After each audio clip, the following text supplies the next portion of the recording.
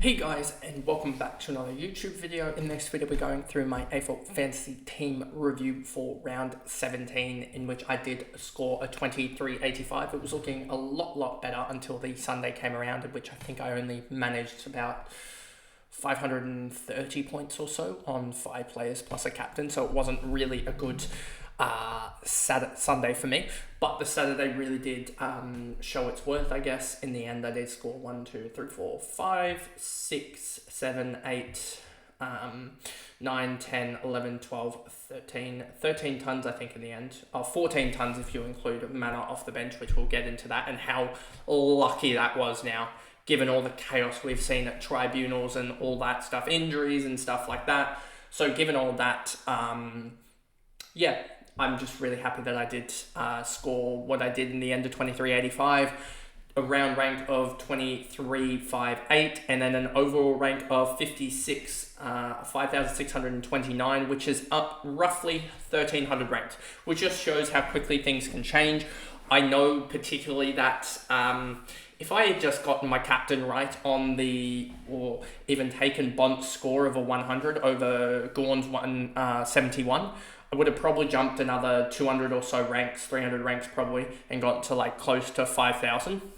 Yeah, there were so many guys I could have probably gone for in the end that I didn't, but it was just a terrible Sunday. I had a 90, a 71, a 95, a 104, and a 105, so it wasn't a good Sunday at all. But yeah, I think I'm in a pretty damn good position. And so before we jump into this video, remember to like and subscribe, turn the notification bell on so you know when I upload, and let's get into this recap. So, Whitfield 106, what a huge game from him. Yeah, he was just amazing. 106, bang on his average against, who did he play in the end? He played Carlton. He has Richmond. I don't expect Richmond to tag, so I'm expecting a pretty good score there.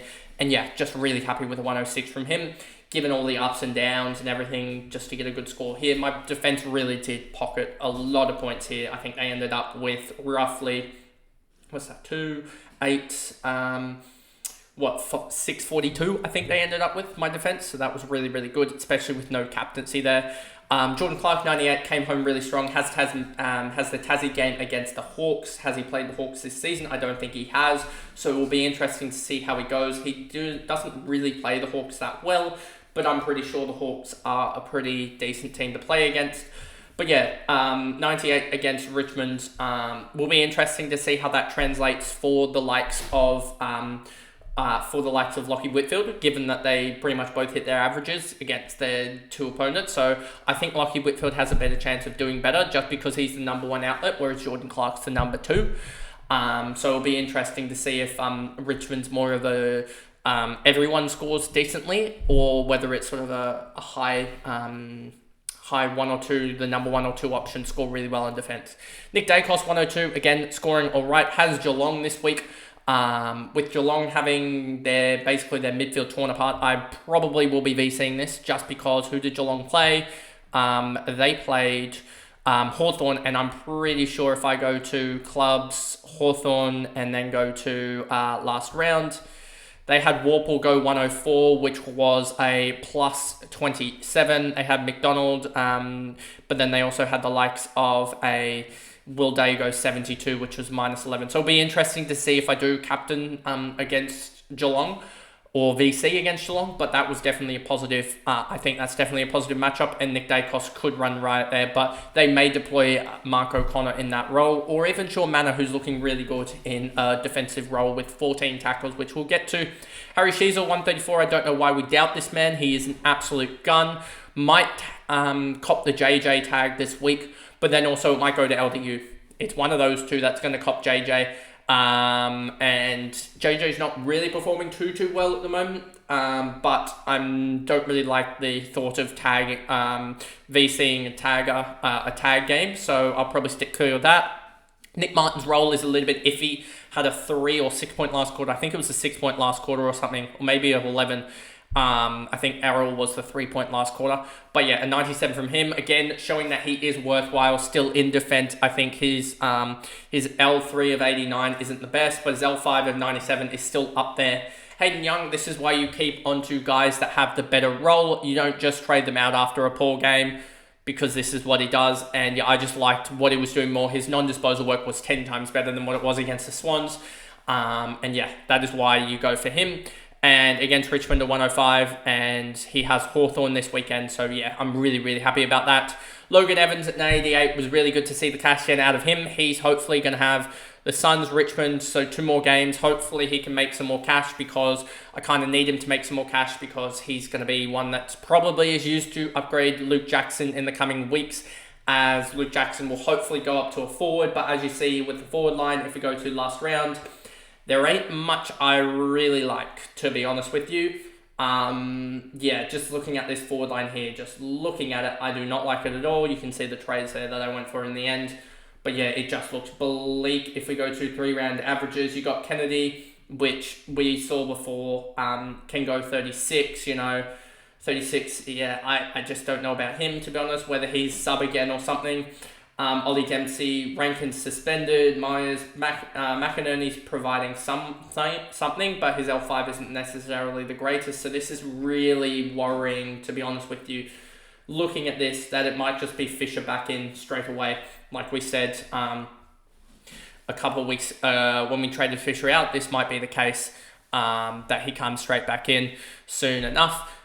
Errol Goulden, 90, he basically stopped in the last quarter. He is totally fine. Bont, 100, he just had a shocking game when Port just ran straight through the midfield. They didn't bother to tag Rosie or Butters, and they both ran riot. I don't think the Suns or Richmond will tag, so I think they'll get a clean straight there. So that's why I'm probably going to go Rosie.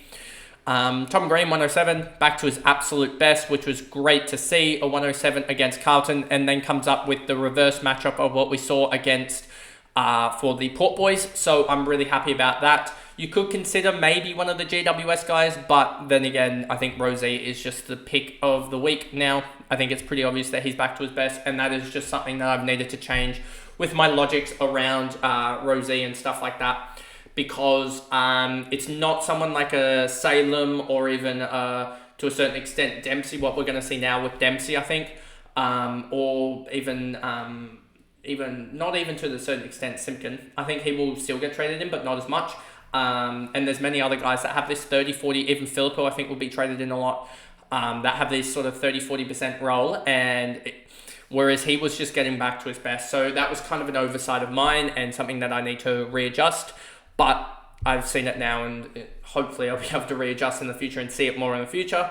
Merritt, 120, absolutely huge from him. Kind of wish I had him in Supercoach. That's the annoying thing. A lot of these guys, like 80% of them have him both, but then there's like 10% of them, like Merritt and Young, that I don't have in Supercoach.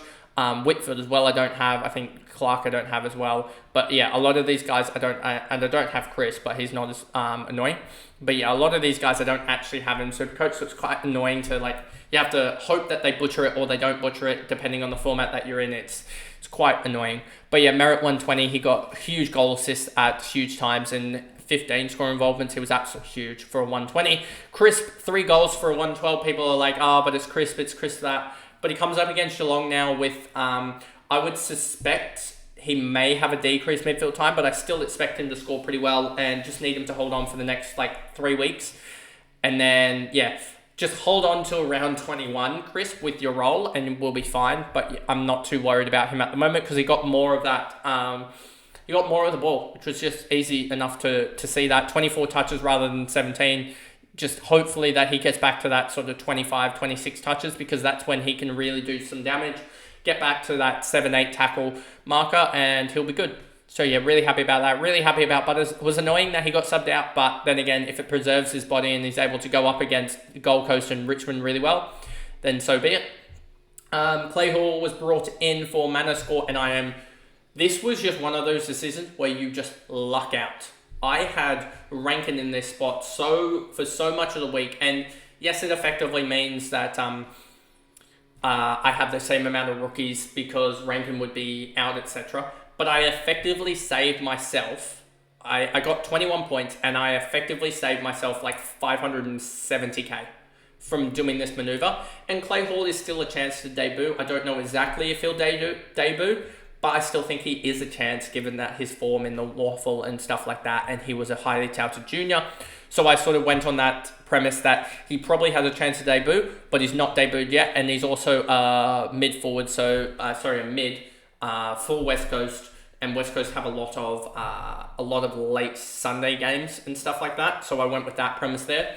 I could have gone with, I think, Rawlinson, who I do have as a loop in my Supercoach side, but I thought against maybe Clay Hall probably has a better chance in the future of actually playing. So maybe it may be a little bit annoying that I maybe went for Clay Hall over someone else, but I think I have enough guys on the bench here as well. So maybe there was not 100% logic to going with a guy that you hope will play rather than a guy that you know won't play, but then again, he's still not playing. We got Barnett as well, and then you've got also Zach Reed. So there's only one position that I don't have that won't be playing.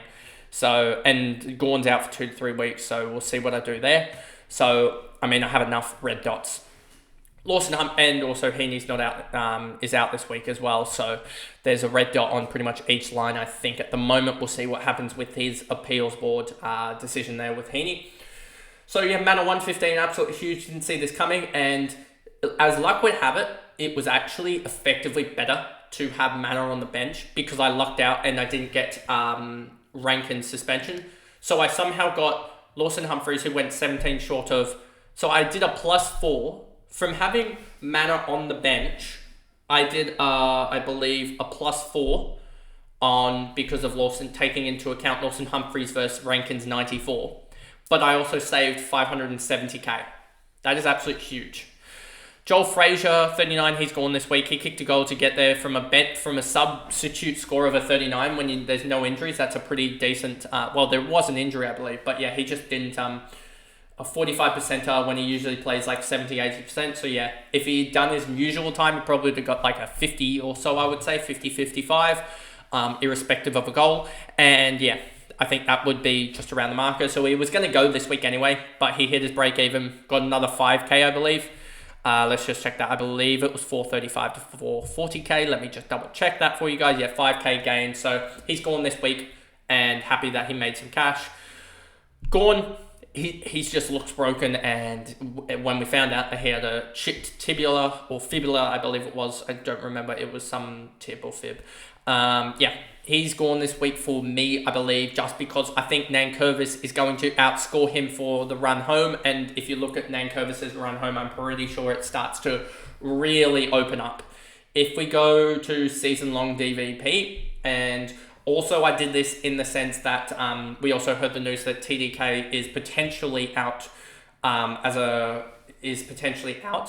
as he's a test. So you got Carlton or Richmond. So you're basically going to choose between these three here. TDK is a risk to be not only a sub, but also he's not going to be subbed out, sorry, I should say. And then also TDK is a chance to just be rested now that they could potentially lock up top two. There is a chance that they lock up top two in the last couple of games, and then you're just like, well, what do I do here? But I also just look at this run here. He has North Melbourne, I think, in a way at the moment, if I was to quickly check this. But Gold Coast as well, it's a weird one to look at as well. We'll go through here and we'll double check with defense first position. But that is the reason behind, I think, if we go to Ruck, we go to Gold Coast here, -8, 44%. Did they have like an injury in the Ruck or something that caused that? They had a Luke Jackson. When he was playing as a forward counted as a Ruck. Yeah, that's what it was. And a Tristan Sherry 57, which, that was an outlier as well. But yeah, this take Jackson out of that. And you've got 1, 2, 3, 4, 5, 6, 7, 8, 9. So 9 times, what was it, 8.18? 8.18 times 9 is a 74 or so.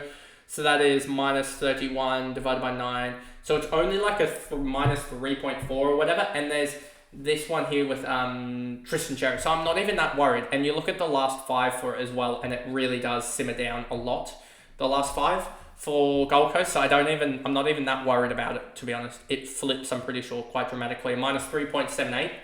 And that, I think, also includes Luke Jackson in there as well. So yeah, I'm not too worried about this because Sam Darcy, the main ruck, who is a similar mould to the likes of to the likes of, and yeah, you see here Tristan Cherry in the reverse matchup 118. So yeah, remove Jackson, and that also goes to positive, I believe.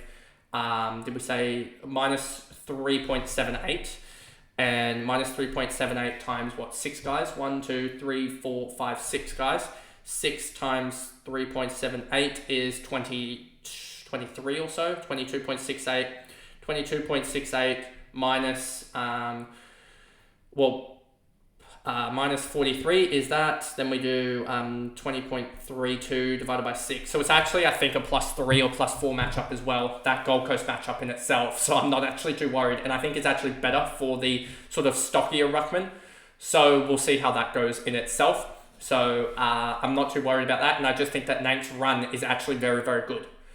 So that's why I'll probably be going with Nank Curvis. Brodie Grundy, sucks that he had that a 95, but a 95 is still decent. Has the North matchup. Will be interesting to see his run home. Sam Flanders, 87, not the worst score. It just sort of looks really bad compared to everyone else, but it's Sam Flanders. He'll be back. Dane Zorko, 104. Didn't really watch this game too much, but 104 from him is decent. Jai Caldwell was absolutely huge. A huge trade in there from me. I'm really happy about that. Jai Caldwell across both both Fantasy and Supercoach was huge. Dylan Moore, when I wanted to trade him out, he just continues to fire and fire and fire. Has Freo this week. Will be interesting to see who gets the matchup on him. Hopefully it's not Jordan Clark. But yeah, he did really well against Geelong, and will be interesting to see how he goes next week. Isaac Heaney, which, as I said, appeals board may miss this week. Probably will miss, but we'll see how that happens and that goes. But it could be good that he also gets a week rest, just because he looked a little bit tired in the last couple of weeks. Hasn't really performed to his best. Did have a huge game here with 24, 5, and 5, 4, and 2. But if he gets back to his best, his best could be a 1-2-5 level. And then Luke Jackson is going to be solo rucking this week, I would expect. So he may be used to cover both in the ruck here, but he also will probably just be stuck at that forward position as I sort the ruck situation out. And then we have Thelstrop, Dowling, and Schoenmaker making cash off the bench. But that pretty much is the video there, going through my AFL Fantasy team review for round 17 in what was a really positive round. Hoping that, and as I said, I think in one of the game reviews, I made like a bunch of cash this week. I think it was something like 300, 400k this week, as I had about 21.2 million, 21.3 million. I think, give or take. I can actually double check for this for you if I just roll back my side. 21.16 million. So I made, let me actually just double check this. 21.116 minus 20.779 equals, I made 317k, even with the Gorn going down in price and many other guys dipping in price. Let me actually just check. I had, where is it here? Let me just check. Does it show the drop in price or something like that? Let me just check. Projected last round, average last round. I don't think it does, but yeah, I definitely had some guys go. Oh yeah, Jordan Clark 21k, Dacos 11, Nick Martin 18, Hayden Young 21k, Errol Gordon 25k, Brodie Grundy and Max Gawn combined for 68k drop. Even Flanders and Zorko another 25k, 16k, so that's 41. Plus 68 is 109. Plus another 25 is 134, 155, 173, 184, 205k on-field drop in cash. And I still made another 300k, which just shows I made like 500k off my bench, which just shows how valuable that bench was this round. So yeah, really, really happy, and just hoping that the bench can, and I think that also, yeah, no, that is rolled back so it doesn't have any newbies. But yeah, just really happy at the moment with how it's going, and hopeful that this round can produce another big score, jump into the top 5k or so, given the horrendous season that I had, the mistakes that I had. If I can get top 5k, as I've been saying for the last little bit, that'll be really good for me. So anyway, that is pretty much the video, and I'll see you guys in the next one. Bye guys.